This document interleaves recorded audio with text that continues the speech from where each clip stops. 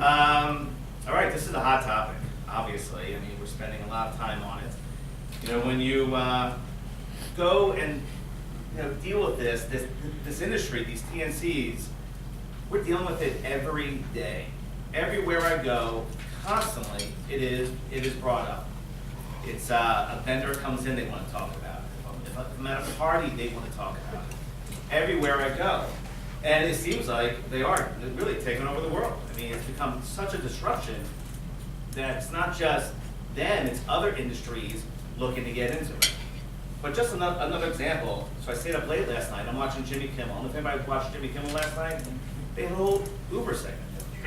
Uber's on there, and now they're going to do driverless cars. So literally, you can't escape it. So, how did we get here? How did all this happen? And I look at it like, who left the door open? How did this slip into the industry? And we were just sitting aside. And when you, again, think about it, they put together a phenomenal product. Because everybody does love it. The technology is better than everybody else's. The convenience, everybody loves it. The cost, it's amazing. So it's no real shock this really happened. But when you go back to when they first started putting it together, they were utilizing companies just like us. We were their backbone. They were selling our services saying that your vehicles are down, they're not being utilized. We have this system. We are going to help you make more money.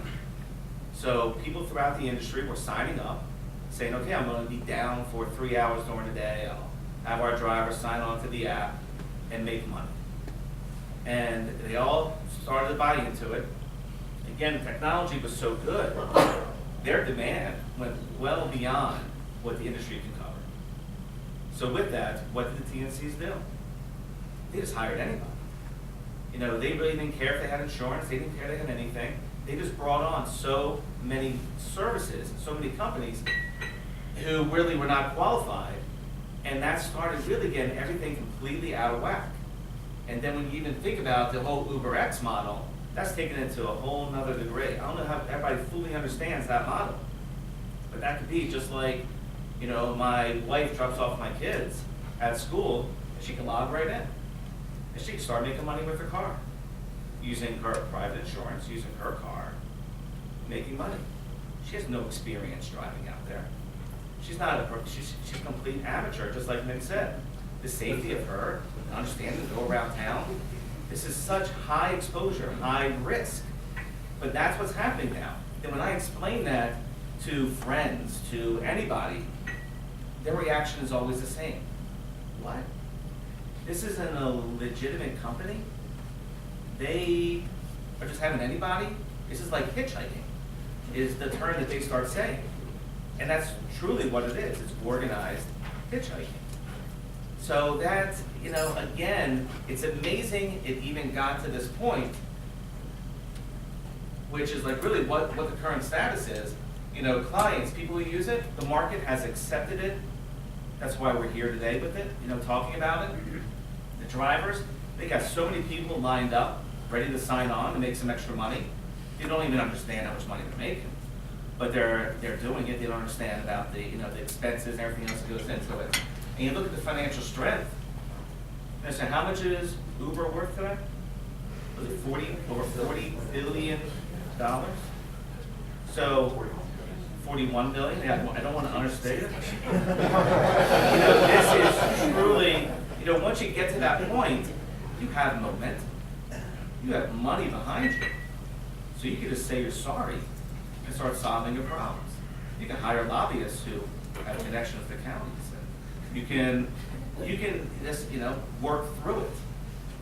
And it's so wrong on so many levels how they got to this point.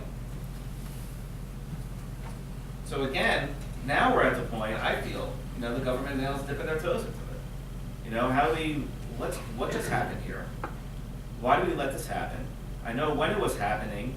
I personally felt the regulators were sitting on the sidelines, but obviously they were directed by people and the politicians that were in place. So again, we're buying into the whole momentum of all of this, thinking the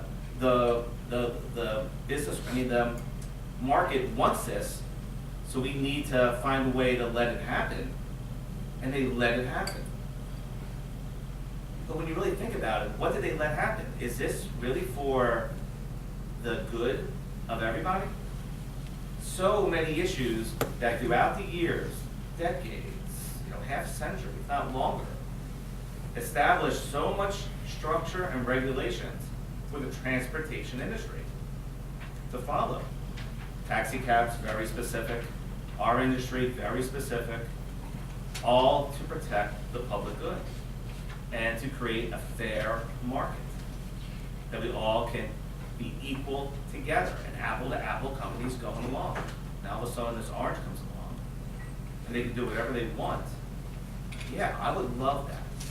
I would love to go start up a business and do whatever I want and make money.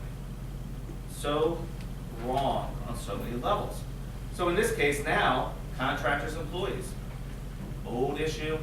In our industry, every state and every federal agency is after us. We've been switching, we're forced to switch, we're forced to make the change. So how about the TNCs? What do? It's going backwards. Private versus commercial. So my wife is out there now driving. Yeah, she's a commercial company. Right, sure, she knows what she's doing. Yeah, my Geico insurance. Yeah, I'm fine. Yeah, she's safety now. She's great. She's on the phone all the time. She's on the phone. Yeah, that's perfectly fine. Disability needs, another one. Just like you were saying. So the infrastructure that has been put in place is to cover these specific needs. Very important structure. So TNCs come in, everybody starts using them. How about that structure? First thing, they don't have to abide by those standards, but the foundation that supports the disability needs, is it stronger now or is it weaker? Another major issue. Redlining. Does everybody know what redlining is? Servicing areas that normally don't get serviced. So do they have to do that? Again, you're eroding the foundation that covers these areas. They're not as strong. They're regulated, they have to. They don't have to. So who says you have to go to certain neighborhoods? We're just not gonna have our little vehicles show up on the map in that area. We're fine. So I have traditional versus TNC, and I have sedan gate because it was the deflate gate, so I just moved sedan. So do they have an advantage? Yeah, they've had an advantage. It's been that way. They've been able to raise the money. They're everywhere. They're in every country. Yeah, now we have to live with it. There's something here. There is something there. It did not have to get to this point that it disrupted so many companies out there, financially hurting them and putting them in a position of weakness. So I do have other transportation distribution systems. There's shuttle companies out there. We do a lot of shuttles. There's companies in Boston and San Francisco. They're setting up routes, doing ride sharing. I don't know where this is going. It's going so many different angles that we really, all of us, have to really understand. I put FedEx and post office. Now the Uber driver can deliver packages. Why not? They can deliver food. Like I was in the food delivery business before. They can deliver food. Why not? So again, it keeps going on and on. So really, this perspective from established providers, that's us. I put on some strong words. So if you went to one of our conventions, man, faith is the appropriate word. Everybody is all over it. Not fair, not right. Luckily, there's lots of people, champions in our industry, that are out there fighting for us, trying to get this resolved. But again, we're in the middle of it. We were hurt. Now we're trying to help resolve it and trying to convince the political people out there, again, the greater good of the public. What are you doing? Don't get caught up in something. Take a step back. But I also put this, so love that. And this is also my perspective on all this. I do love that on parts of it. So awareness for chauffeur transportation, this is priceless. Everybody knows chauffeur transportation. The reality is our business has gone up. not them. Because we're lucky, we are an established company, people know our name, Washington Post articles, everything else. So when people love this service, then when they want a defined car, they want a regular driver, they come to us. So again, very thankful for that part of it. I also love the technology. You know, our industry again is adapting. We're evolving into it. And we're going to have that technology. You know, sooner or later. There already are apps out there. We're trying to figure out which one to use, how we're going to use it, how we're going to build our infrastructure around it legally. You know, trying to do all that. So that's great. A great evolution of the business. But it did not have to be as challenging as what it is. So how can we live together? You know, we are going to live together, obviously. And again, I'm talking about the delivery side. The taxi cab side, I think, is a lot harder on that side. We're going to figure it out. It's going to evolve. All the companies are, whatever they are now, they're not going to be that way down the road. You know, you remember back in the 90s and the great internet age and all of that. You know, how many of those companies do you know now that we have valuations in the billions and they're all gone, or some other version of it is now? There will be some other version. I mean, we are going to be competitive. We're going to adapt. But the bad part of this is, how will I adapt? So up there I had about like employees and contractors.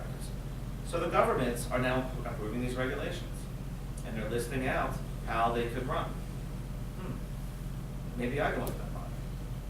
Why don't I just change all of our vehicles, give them to the drivers, have them be contractors? I'll act as a TNC. Their definition. Again, we're taking so many steps backwards than the way it was defined to get up to this point. But it'll save us a lot of money, and that drives it. And if that's the way the market is going, that's something that we have to consider. So I do hope it really, you know, everything gets under control and there's a standard across the whole country. But again, I really don't know where that is going exactly. So, yeah, that's it. That's what I got.